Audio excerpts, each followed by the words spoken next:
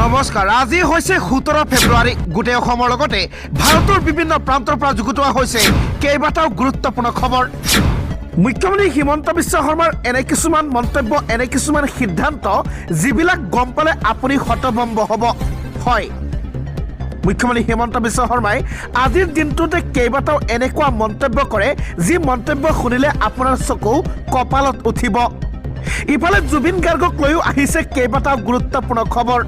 গোটেইকেইটা খবৰে প্ৰতিজন অসমবাসীৰ বাবে বহুতে গুৰুত্বপূৰ্ণ, গতিকে এটা খবৰ মিছ নকৰি ভিডিঅ'টি প্ৰথমৰ পৰা শেষলৈকে চাব। যদি আপুনি চেনেলটোত প্ৰথমবাৰ আহিছে, এনেবোৰ খবৰ নিতৌ পাই থাকিব হ'লে আমাৰ এই চেনেলটো ছাবস্ক্ৰাইব কৰি আজিৰ এই ভিডিঅ'টিত এটা লাইক কৰিবলৈ নাপাহৰিব। বন্ধু বান্ধৱীসকল, 2026ত আপুনি মুখ্যমন্ত্ৰী হিচাপে কাক বিচাৰে? হিমন্ত বিশ্ব শৰ্মা নে গৌৰৱ গগৈ? আপোনাৰ বহুমূলীয়া মন্তব্য ভিডিঅ'টিৰ কমেণ্টত জনাবলৈ নাপাহৰিব।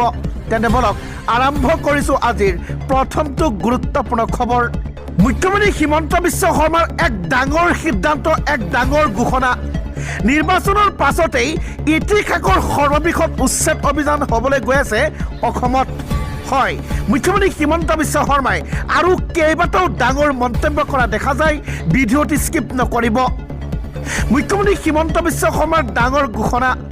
নিৰ্বাচনৰ পাছতেই ইতিহাসৰ সৰ্ববৃহৎ উচ্ছেদ অভিযান চলিব অসমত। ৰাজ্যত হ'ব সৰ্ববৃহৎ উচ্ছেদ অভিযান। 5 লাখ বিঘা মাটিত চলিব বুলডোজাৰ। 5 লাখ বিঘা মাটিত উচ্ছেদ অভিযান চলাব হিমন্ত চৰকাৰে। অহা 5 বছৰত 5 লাখ বিঘা ভূমিত চলিব উচ্ছেদ অভিযান। ডাঙৰ ঘোষণা মুখ্যমন্ত্ৰী হিমন্ত বিশ্ব শৰ্মাৰ। বেদখলকাৰীৰ বিৰুদ্ধে দয়া নাই ক্ষমা নাই নীতি হিমন্ত চৰকাৰৰ। মোক ভয় দেখুৱাই লাভ নাই, মই কাৰোলৈ ভয় নকৰোঁ বুলি মন্তব্য মুখ্যমন্ত্ৰীৰ। যোৱা 5 বছৰত মই 1.5 লাখ বিঘা ভূমিত উচ্ছেদ কৰিলোঁ। বেদখলকাৰীৰ বিৰুদ্ধে গৰ্জন মুখ্যমন্ত্ৰী হিমন্ত বিশ্ব শৰ্মাৰ। ৰাজ্যত হ'ব সৰ্ববৃহৎ উচ্ছেদ অভিযান। ইয়াৰ পিছতেই মুখ্যমন্ত্ৰী হিমন্ত বিশ্ব শৰ্মাই দুটাকৈ ভৱিষ্যতবাণী কৰে। কি ভৱিষ্যতবাণী সবিশেষ জনাইছোঁ। মুখ্যমন্ত্ৰী হিমন্ত বিশ্ব শৰ্মাৰ 3টাকৈ ভৱিষ্যতবাণী।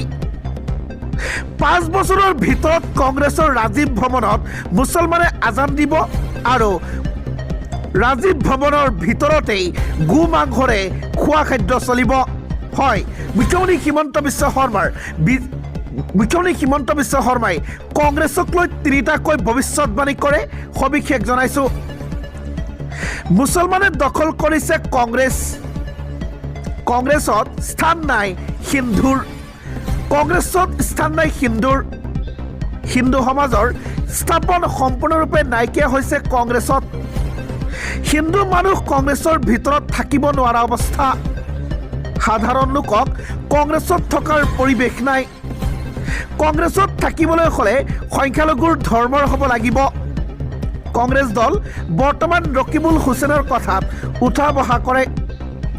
অহা 5 বছৰৰ ভিতৰত কংগ্ৰেছৰ ৰাজীৱ ভৱনতে আজান হ'ব। কংগ্ৰেছৰ মিটিঙত 2টাকৈ টেকেলি থাকিব।